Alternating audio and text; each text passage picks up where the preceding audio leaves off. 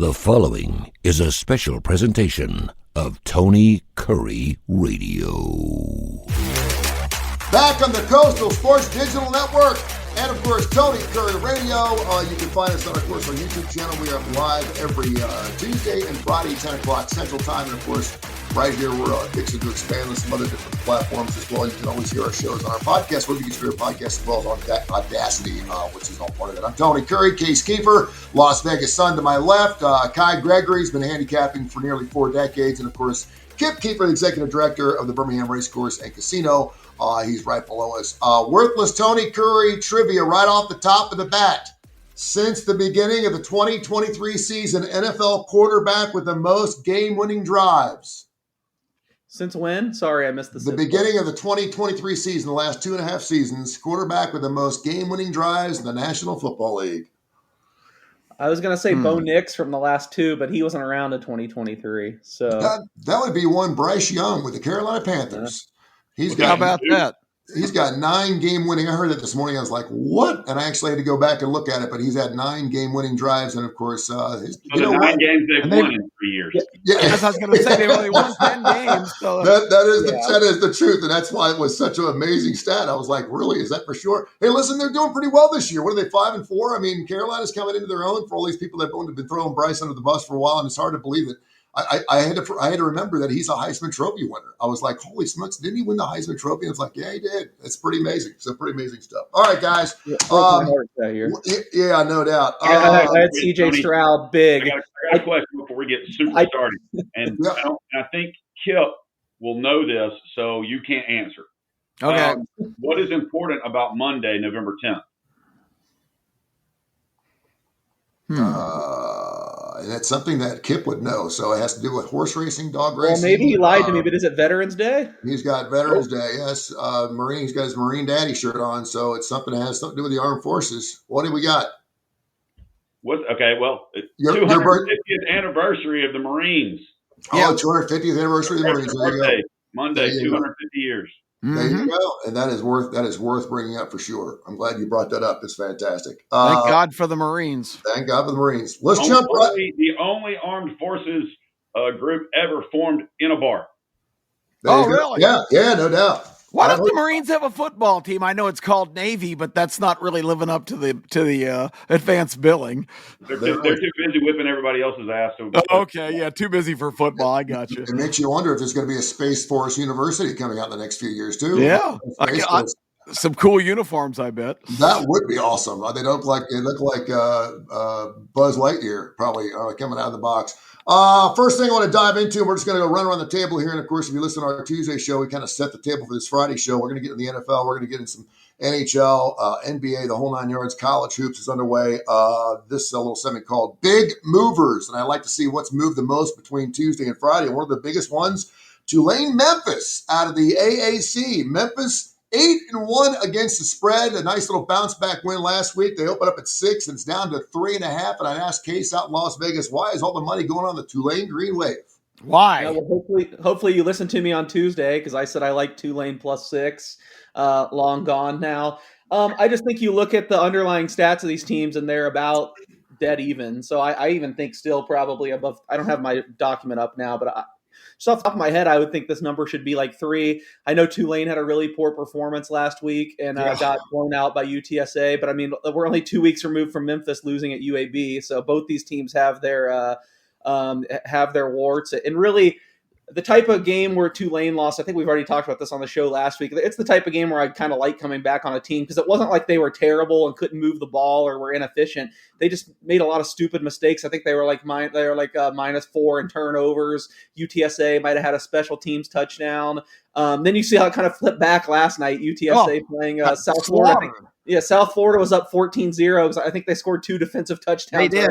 Before they ever got the ball, they led 14-0. Yeah, exactly. So that stuff's just fickle and tends to flip around. So even though last week was concerning, I didn't really downgrade Tulane. And I just think this is a pretty even game. So I would give Memphis home field and nothing else. And I don't think home field is worth even now 4 points. There is some talking about last night, Tony. So we have a double play on South Florida over their team total. We have a double play on South Florida over their team total. in the first half. We have South Florida for the game -14. We have South Florida over in that game. Not too shabby of a night for K4 going 7-0. No, we were all over the Like Bulls that. last night. 7-0 last night. Yeah, with the Vegas over, I can't remember if that was Kip or Case that said take that over last night in hockey. And then I think it was Kip that said take the Vegas under in NFL. Is that right? Yep. So, thank you for bringing it. I didn't think there'd be any points there. It was a group effort for damn sure. There you go, and thanks for bringing those numbers up too. By the way, sometimes I forget because we're just so good, and I always know we're going to be like in the 65 to 70% range, unless we're 100% at 7-0 last night, which is great. So was that a quadruple on South Florida? That was. I mean, and isn't it great though? Isn't it great when you just load up on one team and they come through like that? They put up a 55er on you. I mean, when you have the team total, you have the over, you just pile on everything on one side, and it all comes in like the first few minutes of the game. You're up 14-0. Oh, they hit the team total for the game in the first half. It was oh man, it's fantastic. We're going to give you our best bets. I know everyone's chomping at the bit here. I'm hearing from a little birdie. My son is wanting to get into sports programming administration. He's laying down some really nice pipe, if you will, over there in the Clemson. Not that type of pipe, but the other type of pipe. Yeah.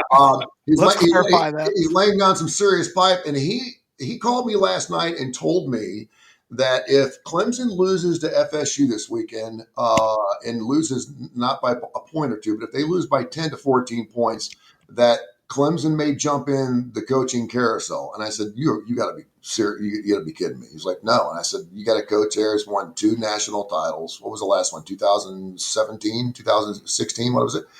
And I said he's by far won more games in the ACC than anyone else, and we certainly know where his heart is. A good Christian guy. And I said, but you're talking about, and he's like, yeah, at 3-6, they would be 3-6. Any shot that Clemson fires Dabo Sweeney, what would it take for Clemson to get rid of Dabo Sweeney first of all, during the season, or even at the end of the season? Or do you think he's safe? It would surprise me. I think go ahead. Yeah, me too. Go ahead, Case. I was just going to say, I think Case are going to say the same thing, but real quick, I'll let Case have the floor. But I think the only way they're not going to have Dabo is if Dabo steps down, because he's so apoplectic about what's happened to his national championship contending team this year. And I wonder if that would happen, Case. Yeah, I totally agree. I wouldn't be shocked if he's not the coach next year. I would be shocked if he's not the coach because he's fired. I mean, maybe they come to a mutual agreement, or he agrees to step down. I mean, I've frankly never been a Dabo guy, as you've probably heard on this show. I've always been kind of skeptical, but you got to kind of give it up to him for winning those national titles at Clemson.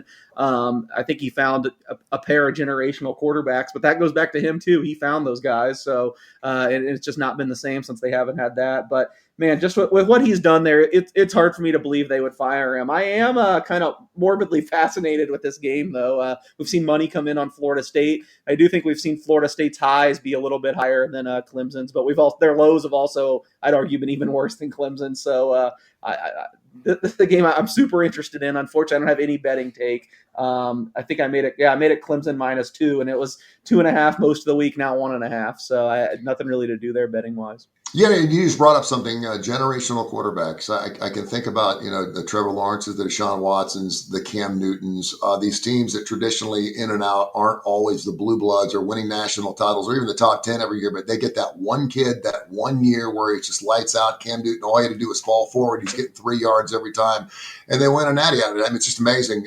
Sometimes when you get that right quarterback, and they certainly did it with Trevor Lawrence. And you have to put that on somebody. You have to give that to the coach, right? I mean, he's the one that's bringing those kids in. I hate it for the kid. Yeah, go ahead. Let me say this. I think, we underestimate the effect that Chad Morris on the offense and Venables had on the defense. And once those guys flew the coop, Clemson has not been the dominant team. Now, I will give whoever made the call, I think Morris was still there at the time, but it could have been Dabo's decision. If you remember, they showed me a lot when they sat down their guy DJ Ungalele or whatever for Trevor Lawrence. They pulled the plug. When a coaching staff does that, and how many times do we see coaching staffs reluctant to pull the incumbent guy down? But they did. He was perfectly healthy. They said, DJ, have a seat. We're going to put this Lawrence guy in. So I give the coaching staff and ultimately Dabo, because he's on top, that the kudos for having the guts to do that, and it paid big dividends. But that's all stuff. I mean, this is the ultimate "what have you done for me lately" business. And if that was 7 or 8 years ago, that's a distant memory, particularly to young men and fans in your son's genre that are just kind of new to the party. It's like, okay, great, we've won a national championship in the past, but how much equity do you keep getting out of that? Yeah, in Dabo's defense too, and I say that with pun intended there with Brent Venables. You talk about his defense. They have given up 45 points the last game. They gave up 24 before that. But this year, 10, 21, 16, 10. Their defense has been playing well. It's their offense that they're just making dumb mistakes, a lot of penalties. It just doesn't look like a Dabo type of team. And I don't know if that's because of transfers or anything else. Another game, and I will say this. Hold on, Tony. Hold on. But is it so? Dabo, you can fault Dabo because he's not a transfer portal guy, as he has been. But when you look at something like the story that came out on ESPN this week, looking at what Texas Tech spent to get their team there, knowing Clemson is not spending that money, is it Dabo's fault, or is it the university's fault because they're not spending the money that some of these other universities are spending the money? Yeah, it's a great point. We talked about this yesterday. Mark Ingram joined us, the athletic director, and I use him a lot. I know it's UAB, but he's an athletic director. He's at a big school, and he's like, listen, as they look for their new coach, it used to be great recruiter, great X and O's guys, and if you get a guy who can do both, he's like, now we need a businessman. We have to have a guy that can break money in. It's like if someone asked Kai Gregory to be on the board of a charity, what are they looking for? They're looking for your money, fundraiser, and fundraiser. They're looking for money. They're looking for someone to bring some money on the board, and obviously a smart guy who's obviously a community-based kind of guy that's going to bring some money. You got to bring a guy in now that has connections, that can work really well with the community and the business people around that community. And I think that's one thing Trent Dilfer didn't do a very good job at. I think he was inaccessible. But you got to bring a guy that's a good business guy, because Texas Tech, when they did this thing 2 years, they did this 2 years ago. They gave every lineman $25,000 if you just signed with Texas Tech. I don't know where they came up with the money. I don't know how they came up with the money. But even if you don't play, if you're an offensive or defensive lineman, you get $25,000 to play. And that was something that everyone brought up, that a lot of people thought it was a bunch of hooey. It was true. And now we're starting to see that the games are won at the line. And so, it's certainly getting done. Texas Tech, another one of those teams, by the way, second against the spread this year. They're 8-1 against the spread. The Red Raiders are having a fantastic season, and maybe why. Let's jump into that game. They're a 10-point favorite against BYU. I took Texas Tech minus the 9.5. I think it dropped down to 9.5. Line's too big. Last week, I knocked it off, undefeated team off. I'm going to do it again this week with BYU getting their first loss against the Red Raiders. What's you guys' thoughts? I think the dream season definitely ends for them. I just don't know if Texas Tech can cover the spread. I want to go Texas Tech. I'm interested to see the weather, knowing what we were talking about before we came on air about the Oregon, Iowa weather, low 40s and 90% chance of rain. I don't think it's supposed to rain in Lubbock, but Brockmeyer, a lot of short passes, the way he's going to do what BYU's got going for him. But that defensive line from Texas Tech, that they spent $8 million on their defensive line, they could really jack him up. Yeah. Case? Yeah, I'm on Texas Tech. Glad to see the lines kind of inching back. I think we talked about it Tuesday, but I laid 10.5 at open, and it went to the other side of 10 for a long stretch. So I'm never really happy if I don't get the best of the number, and I could have gotten 9.5. So watch it land 10. But I think you guys mentioned it in the trenches. I feel like that's where BYU's been winning games, and I don't think that's going to work against Texas Tech, especially Texas Tech's defensive line. I think I don't expect Texas Tech to make like a semifinal run. in the playoff, but I also don't think it's totally out of the question just because I don't think anyone has them just going to be totally overwhelmed up front. I think they're really good up front. And to me, that makes a big difference. Getting to play at home, I do think Lubbock is a little bit bigger of a home field advantage than most places in college football. So, and I've just been kind of looking for a place to fade BYU. I think the Big 12's turned out better than I expected, than I think most people expected this year. I think it's been pretty tough. There's a lot of good teams, but BYU has managed to avoid most of them. And of all these teams that are getting like playoff buzz, I just think BYU's had the weakest schedule, and it's about to step up in a big way. So I laid it with Texas Tech. And Kip, we've got the pleasure of actually talking that game up on ABC 3340's the starting lineup because that's an 11 o'clock kick. It's the first game. It's ABC's first departure in 5 weeks from having all SEC games or an SEC opponent in every game, representative. So that's how big a game. And it's weird that it shows up on ABC, who I didn't know had any affiliation with the Big 12, but you never know in modern day television how these things are acquired. Texas Tech, clearly better team. They're at home. They've got everything going for them. BYU, we've been kind of dancing around every week that the dream's due to explode a little bit. But, if it stays under 10, then I'm more comfortable with the Red Raiders. The early line this week was 10 in double digits in this kind of game. I'm always queasy about giving big points, but Texas Tech certainly should take care of business here because clearly they're the better team and they're at home and have everything going for them. Speaking about spending money, get used to seeing BYU in all these conversations in sports because they're spending as much money as anyone in both basketball and football. Everybody has noticed the Texas Tech effect here. Anybody who says, well, you can't just throw money at it is being corrected this year. Yeah, they can. The Mormons got some money too, by the way. Yeah, they do. There's some cash in religions, I'm telling you. I'm just telling you. The Catholics own a lot of the land over in Ireland. Something else I think a lot of people are looking at, obviously the LSU-Alabama game. Bama sitting there at 10. I think it's kind of like spoiled around a little bit. And I think obviously you got a lot of Alabama fans that are just run at this game. Alabama is 5-2 against the spread. We were talking about how teams are responding after they lose coaches, and obviously LSU has fallen off the face of the earth the last couple of ball games, losing 49-25 and 31-24. This could be one of those games where Alabama starts to separate itself as the fourth team in the nation and maybe be one of those teams, if you want to make a comparison to Ohio State, if they can have a great showing at Bryant-Denny Stadium, Kai, coming up on Saturday night. What are your thoughts? I was really interested because I think it's a huge movement for LSU either way. If Lane Kiffin's daughter's boyfriend plays, I think he was upgraded to questionable, is what I saw yesterday.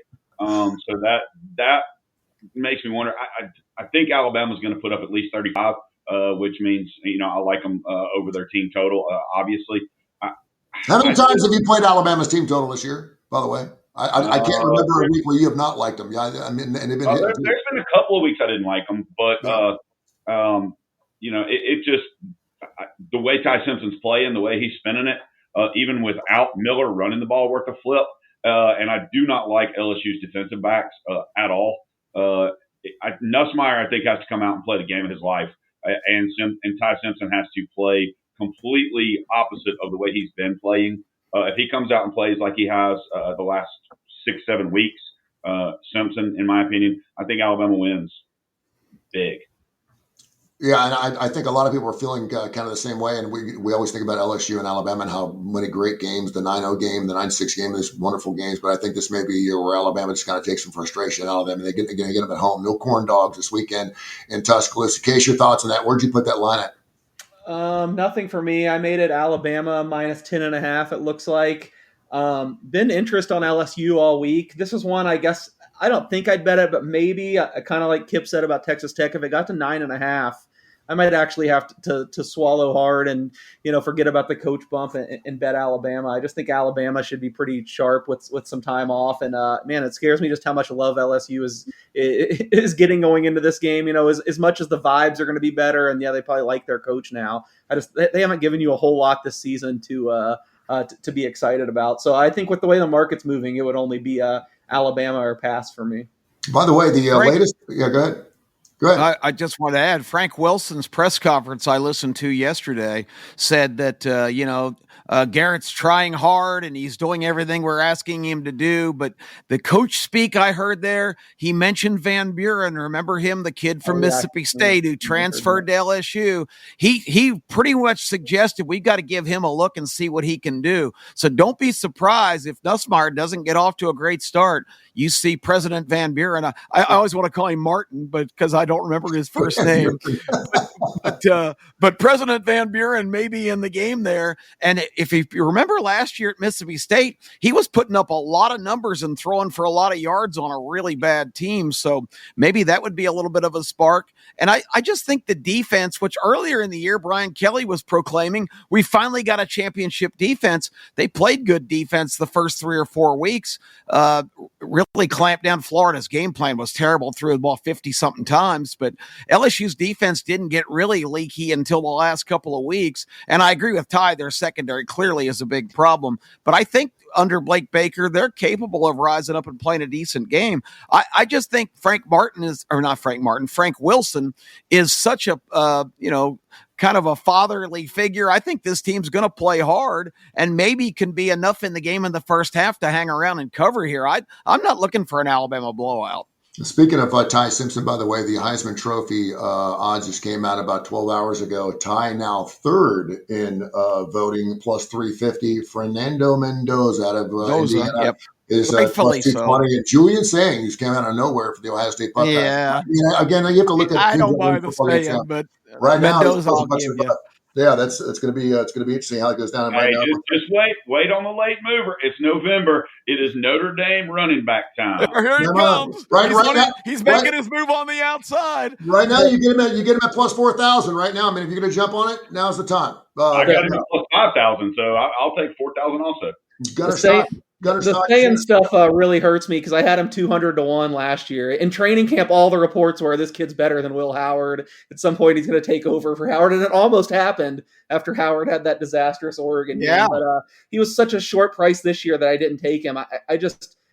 I continue to hold out hope that Kai's right. Maybe Love can make a move, but honestly, to me right now, it kind of seems like it's going to come down to the Big Ten championship game.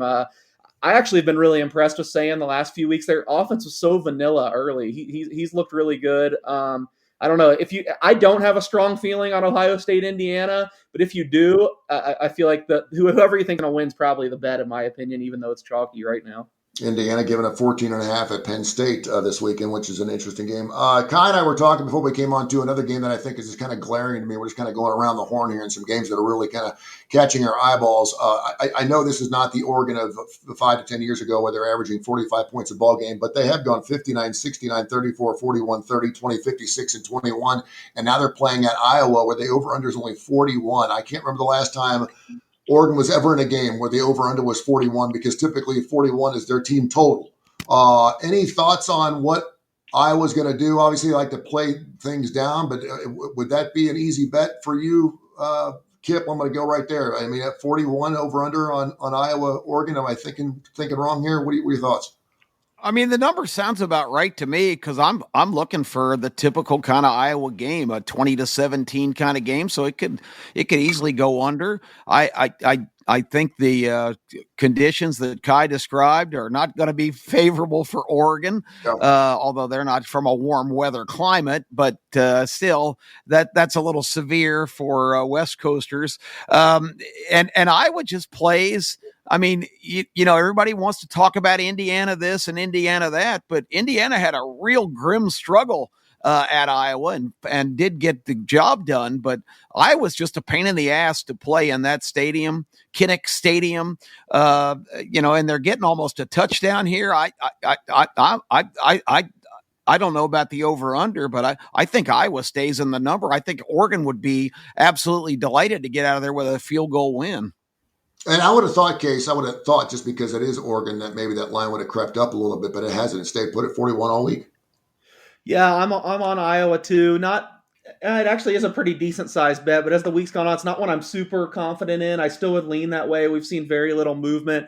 I think you guys nailed it in hitting all the factors. The other thing, the one area where Oregon's been kind of weak is their run defense, and Iowa, I mean, year after year can run the ball. And they got they got a big play guy this year at running back whose name I can't remember, and then they got Moulton, kind of the every down back. I just feel like they can do kind of the classic Iowa thing and run the play clock down and bash out some yards. So I kind of feel like it's going to be close. I do say anytime you bet the Hawkeyes, it kind of takes a leap of faith just because I think it's kind of gone underreported just as Iowa isn't under the scrutiny of some of these other teams. But like their quarterback, Mark Gronowski, is a guy everyone wanted in the transfer portal who just tore it up at South Dakota State. Then at the beginning of the year, it was honestly like he had the yips or something. He could just not throw the ball at all. Now, it seems like starting with that Indiana game and beyond, I mean, he hasn't been outstanding, but he's been fine. He at least gives them some dimension. But, I'm a little bit worried that Oregon, obviously uber talented, both sides of the ball, but on defense, they have a bunch of young guys. I'm a little bit worried that they could put him back into that corner where he just looks completely lost again. But yeah, I mean, the conditions, the run game advantage, all that makes 6.5 seem a little high to me. So, it would be Iowa or pass on this. And that's why I think that 41's, I know the weather's going to be kind of shoddy, but that's why that 41 looks a little low, because you're talking about a team that put 41 up last week in Iowa against Minnesota. And then they only give up 3. The two teams scoring the most points against Iowa so far this year, believe it or not, Rutgers and Penn State, 28 points and 24 points respectively. I use that licensely, but they put 37 up against Wisconsin. They put 30 up against Rutgers. They put 47 against UMass. I mean, this team could score. I know Oregon's got a great defense. But yeah, I hope it's not a 21-17 game. It'd be kind of fun to see one of those games where, you get your bet in and you can circle it before halftime. So that'd be kind of fun. We'll see what happens. I'm going to go around the horn here because we're halfway through the show. We're going to start with Kip because we went through some games on Tuesday and obviously some things develop throughout the week. And I know that you gave us some games that you really liked on Tuesday, but I know there's some other games, particularly since you had your bankroll yesterday, have kind of come to light towards the end of the week as we get ready for college football. And then we'll get into the NHL and the NBA and NFL, anything else you guys want to get into. But give me some more college football plays, Kip.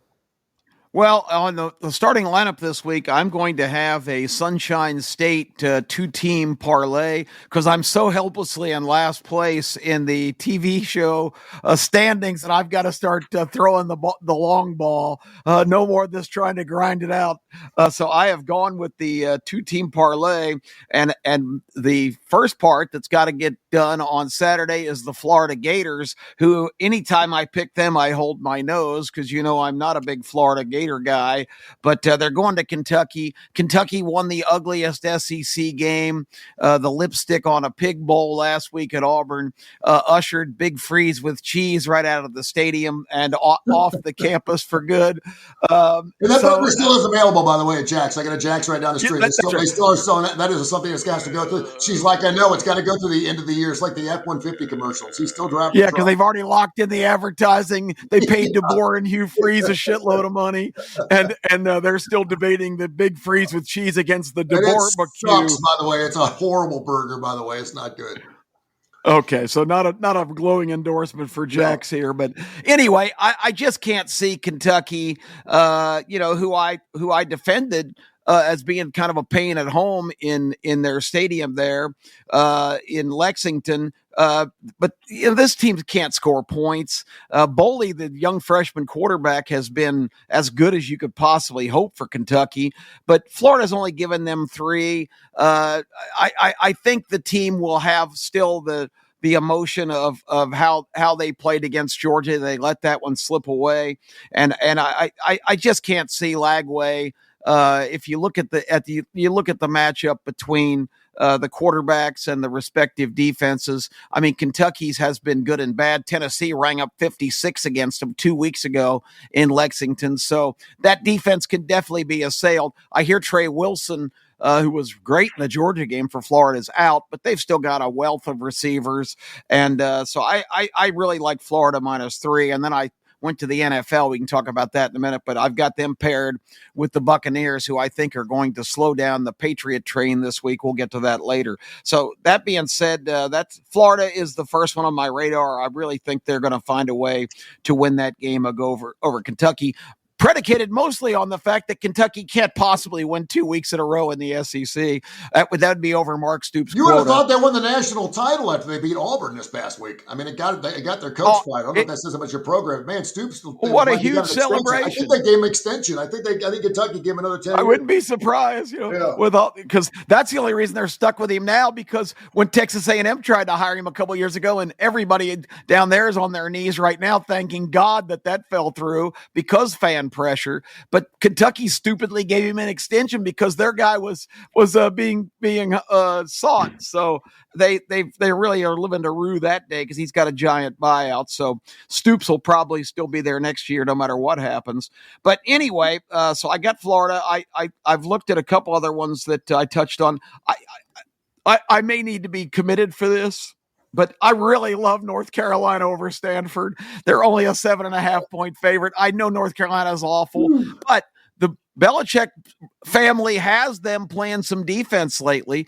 I mean, Syracuse has a terrible defense, but their offense has been productive. North Carolina just shut them off the last game they played. So I like Carolina there, and Stanford is just god awful. They're flying across the country. I just don't think this is going to be a competitive game. I think Carolina wins it 24-7 or something like that. It'll be ugly, but I can't believe I'm saying it but I really like them. And the game I mentioned too the other day, I think Nebraska's finished. I think you stick a fork in them with their freshman quarterback. Maybe he'll be a sensation. I doubt it.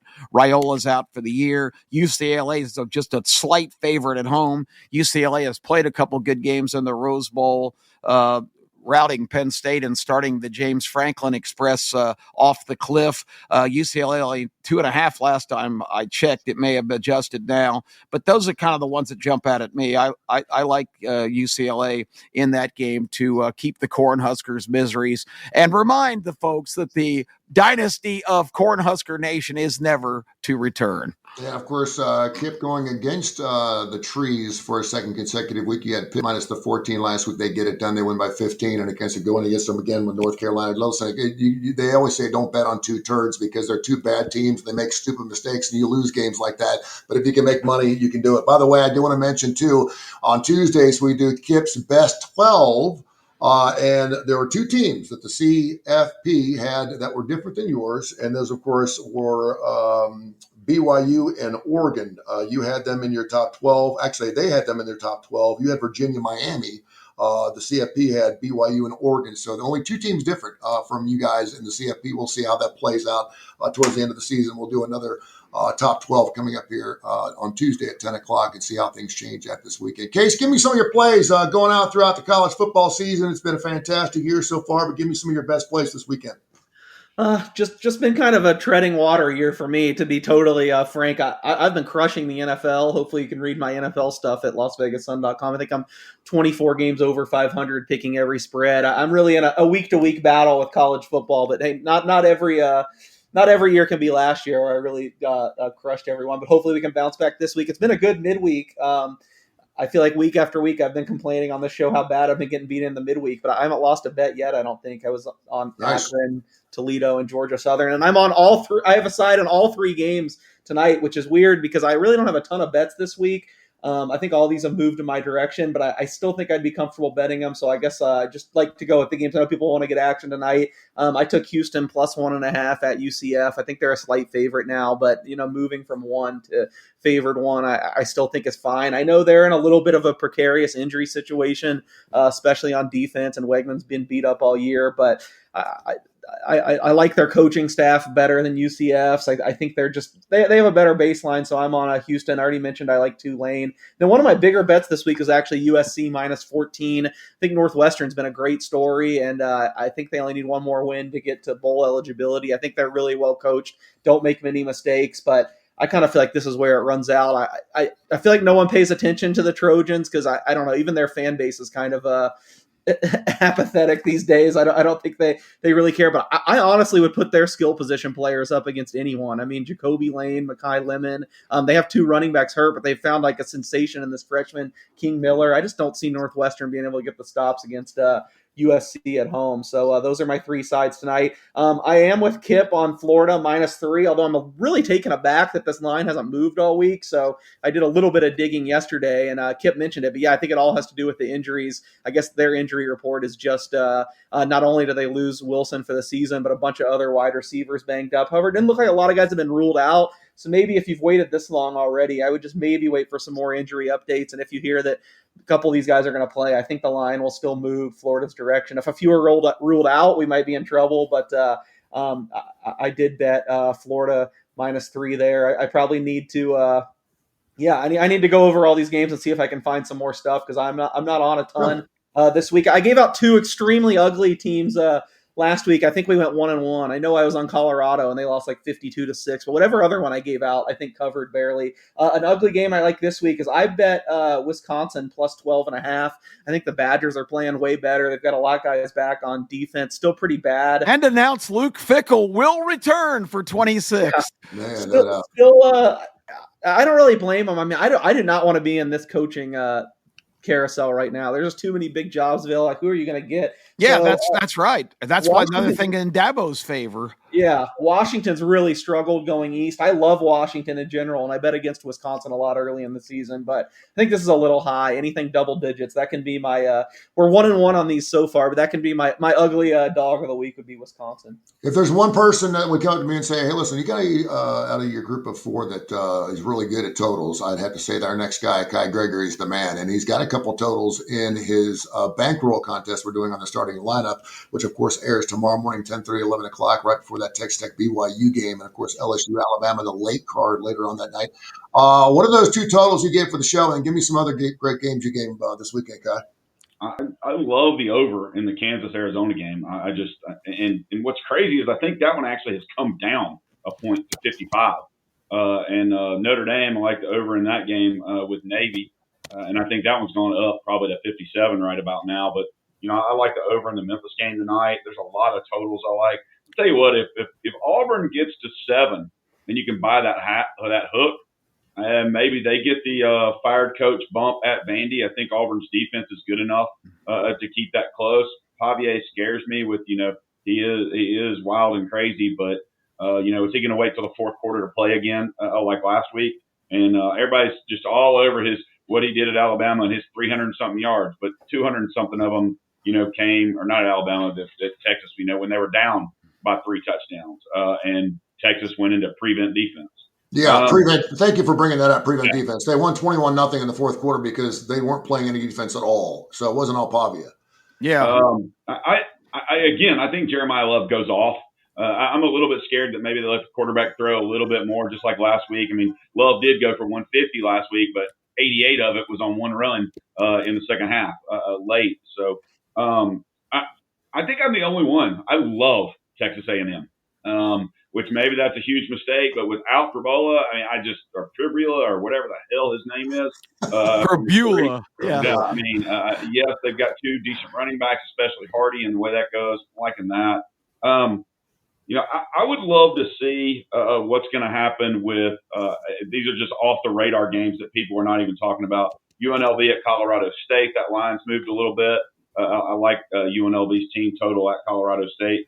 San Diego State and Hawaii, that line moving to 7 late in the night. If you get that over 7.5, Hawaii getting 7+ at home is always a good thing, and their offense can score points.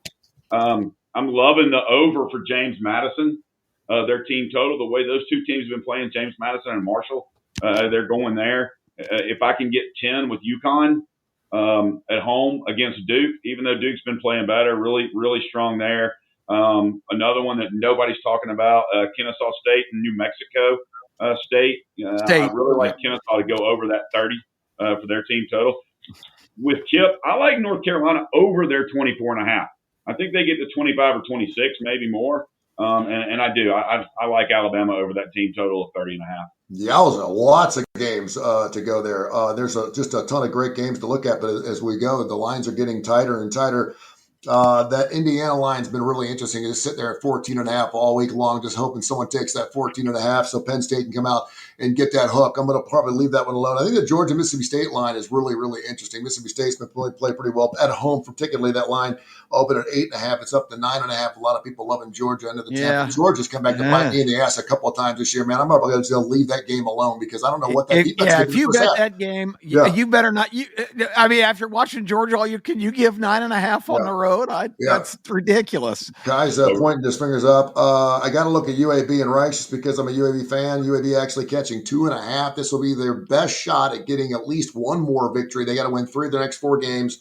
We saw what they did against UConn, losing 38-19. There was not a light switch that came on. I do think the kids like Alex, and I think they want him to be the head coach, but there's still a lot of things they got to change for that organization. So, again, I'm not going to bet on 2 turds. I'm going to leave it alone. I'm going to jump all over Oregon over 41. I don't care. I mean, it may be nothing at halftime, and it comes back to bite me in the ass, but you give me Oregon and anything in the 40s, I want to take it. I think I saw a stat. I think the last 11 games where Oregon's had a total of somewhere in the 40s, the total has gone over 9 times, 9-2 against the spread on the over. So I'm going to take that.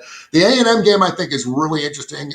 Missouri is a good football team. They're fun to watch. Obviously, they're very competitive. If you're in the SEC, you must be pretty good. But to catch 7 at home, I think would be kind of a hard nut to give up. I'm going to probably leave that alone.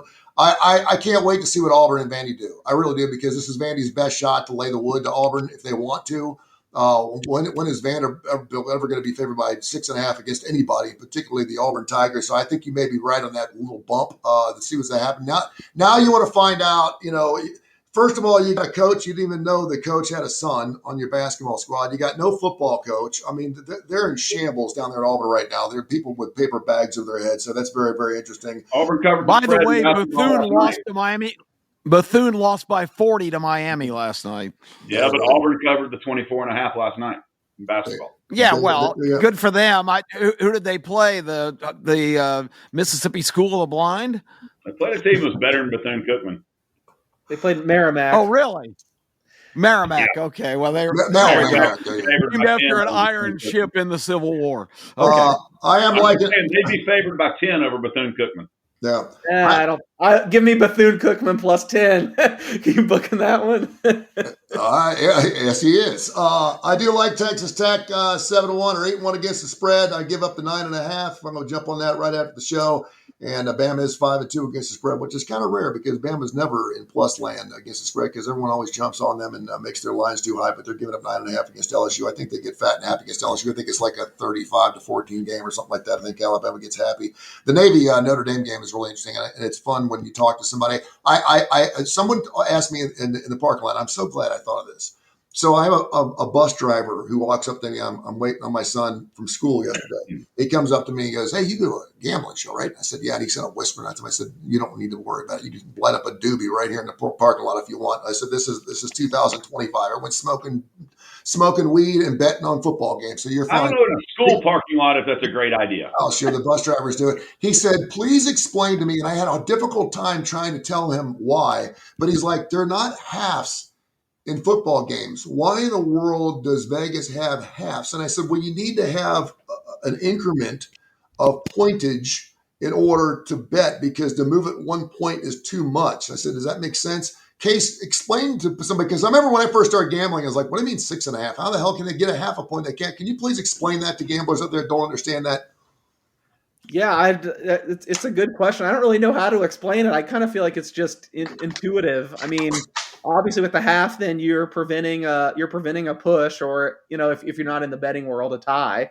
You just explain like, okay, how often does a football game land 24-21? So then if only you have the option of going -3, you're just going to be in the business of refunding people every time you land on that. So also I do agree. Really people struggle to, I try to put this in more layman's terms. People struggle to comprehend, but point spreads really are just, they correlate with your actual winning percentage on a game. So your winning percentage, obviously, like 3 to 4 is a gigantic jump. That's like a a 5% jump in win percentage. Obviously, there's all these so many little tiny things that can happen in football games. You don't just want to jump. If you take a big bet, you don't want to jump, oh, this team has a 5% better chance of winning. No, it's probably more like they have a 1%. So you jump then to the half point. You could juice it that way.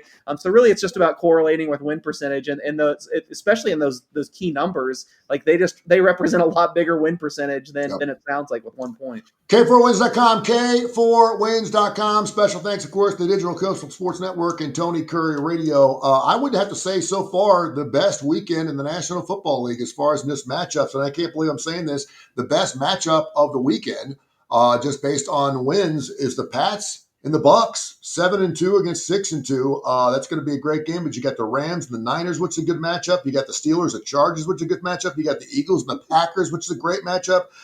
You got some good matchups going on this weekend. You got like Bills Dolphins. I thought 3 or 4 weeks ago would have been a great matchup. Not so much now.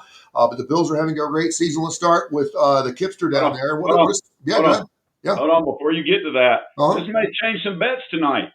Just announced, new head coach of Arkansas, Ryan Silverfield from Memphis.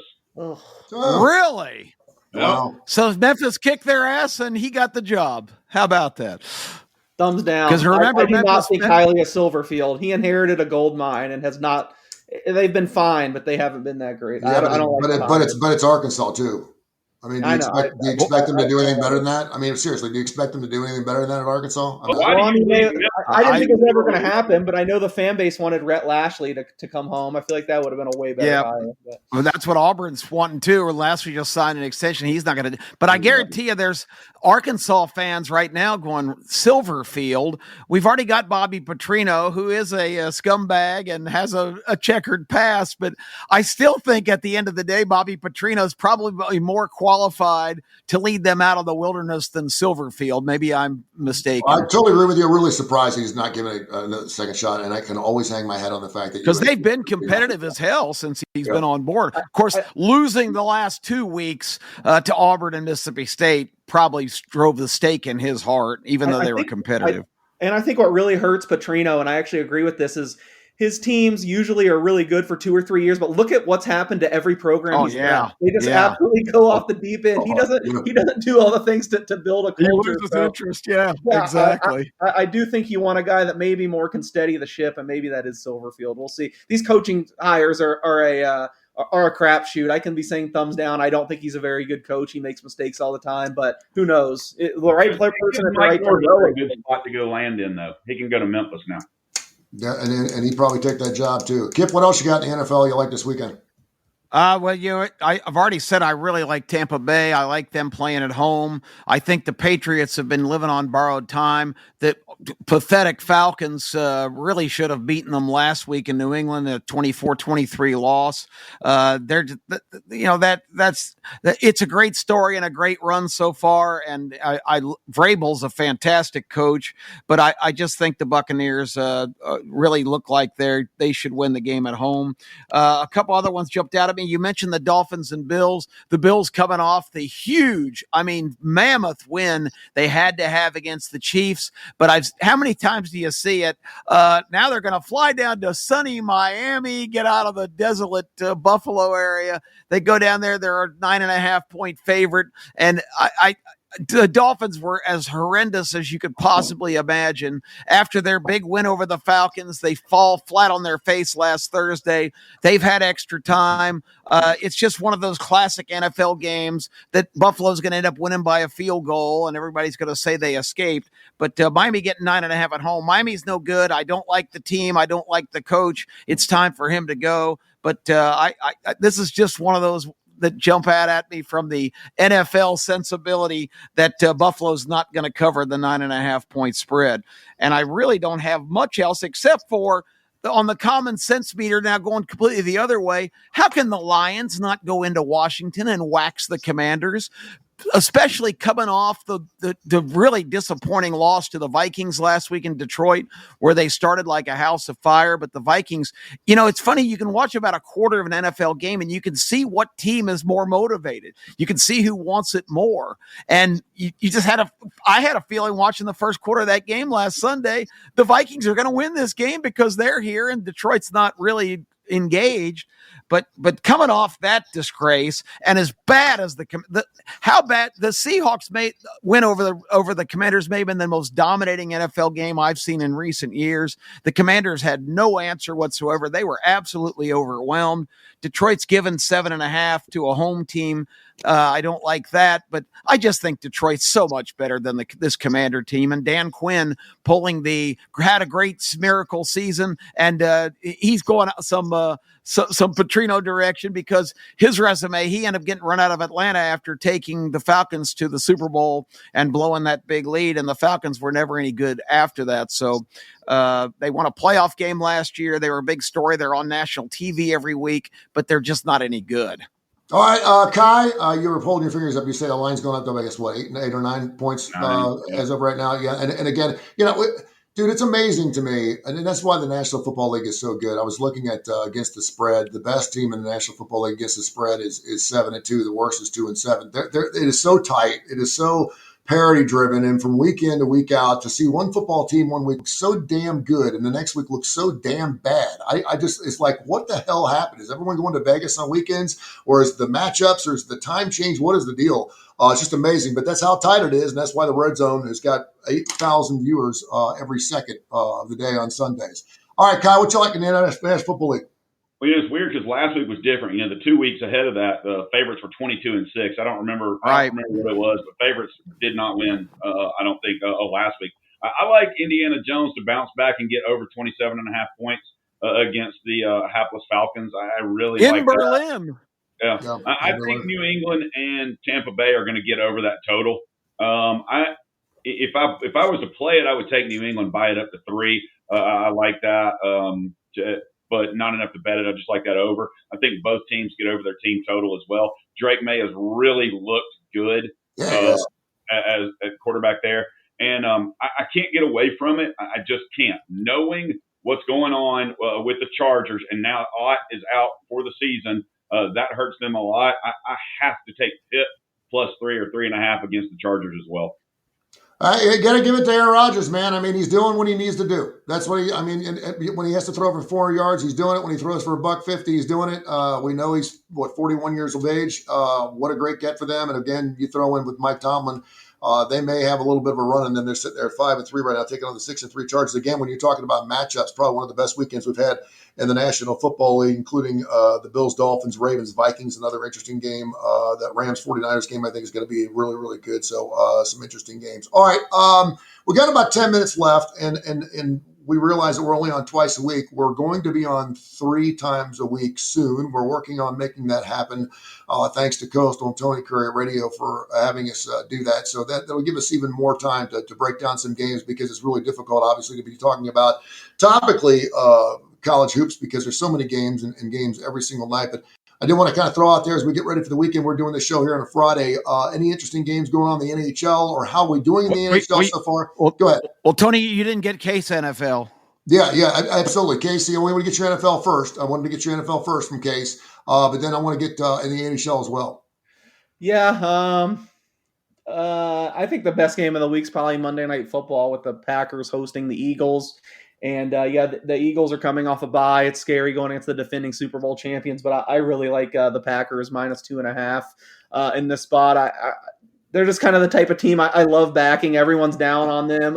Just a bizarre game against the Panthers last week. They didn't punt a single time. They just couldn't punch it in the end zone. I mean, the Panthers never stopped them. The Panthers defense getting all these flowers. I know the Packers have been tough to trust this year, but I still feel like their ceiling is as high as anyone. And I don't care what metric you look at, they've been better than the Eagles this year. So to only be laying 2.5, I feel like that's a buy low.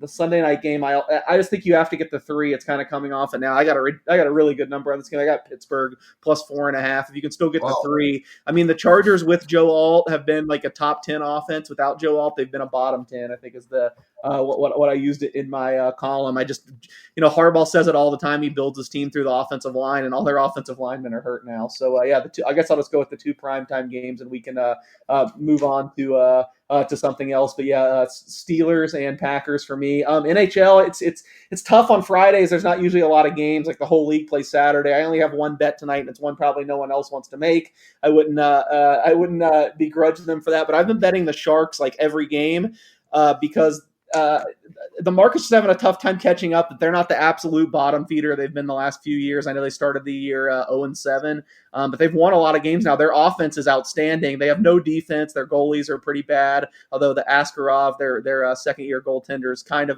got some potential. But I just feel like all their lines have been too high. I don't have my NHL document up. I think I bet them plus 160 tonight playing against the Jets in Hellebuck, which is a big task. But I didn't have anything on any other NHL game tonight. All the numbers were where I thought they should be. And I never saw it coming, but I've been betting the Jets a lot. And I mean, with their prices, they only have to win like 1 out of every 3 games and you're making money. So I just thought that was a little high again tonight. And we haven't even talked about the biggest game tonight, Kansas, North Carolina. Really looking forward to seeing how that goes. It's pretty crazy. Ever since Roy Williams left, North Carolina's never beaten Kansas. In fact, I went there. I don't pull the we with many, but we've beat their ass a lot of times. I think we've won like 6 or 7 straight. Say it, baby. Yeah, baby. Yeah, baby. But it's kind of strange because all these years it feels like North Carolina's had like the big headliner. They've had like the Tyler Hansbrough when we killed him in the Final Four, even the national championship a few years ago. Like Armando Bacot was the talk, and Kansas kind of always had the better team, and it's kind of flipped this year. I think there's no doubt Kansas has the 2 best players on the floor tonight, Darren Peterson and Flory. I can't pronounce his last name. The inside-out combo, those 2. But then North Carolina kind of has like the next 6 or 7 best guys. It's kind of a weird Kansas team that's not very deep. If I had to say, I kind of feel like North Carolina gets the monkey off their back tonight and beats Kansas. But if Darren Peterson is as special as a lot of people say he is, Bill Self said the most talented kid I've ever coached, which is pretty crazy to hear. Wow, he said a few good ones. And stuff. Like Self is just over the moon about him, which you don't hear him about many people. So the only way Kansas gets it done is if Peterson absolutely goes off. So if I was going to bet Kansas, maybe just go with like a Peterson prop total. But in my heart of hearts, I kind of feel like North Carolina finally gets over the hump and beats them tonight. Your thoughts on the bottom row, NBA, NHL, anything else we've missed that perhaps some people can make some money on going into the weekend? Look, I'll tell you what, in the NBA especially, Golden State, Denver tonight, that line I think is 10.5 for Denver. And going against my son because he's a huge Golden State fan. But with Curry still probably not playing and the way Jimmy Butler's not playing worth a flip right now for Golden State, I think Denver can probably do that. Gordon and Joker just are playing really, really well. I kind of like that. Unfortunately, I have to say I've spent more time in the NHL this year than ever before. And I've spent more time looking at the NHL than I have college basketball so far this year. I don't know if Alabama St. John's is tonight or tomorrow. I know why that is. I think it's going to be the guy right above you is pretty good. There are a ton, and I've spent 2 hours this morning on college basketball. Going to spend a lot more time. I'm just getting in, and I'm a big guy on defensive efficiency and rebounding as far as college basketball goes.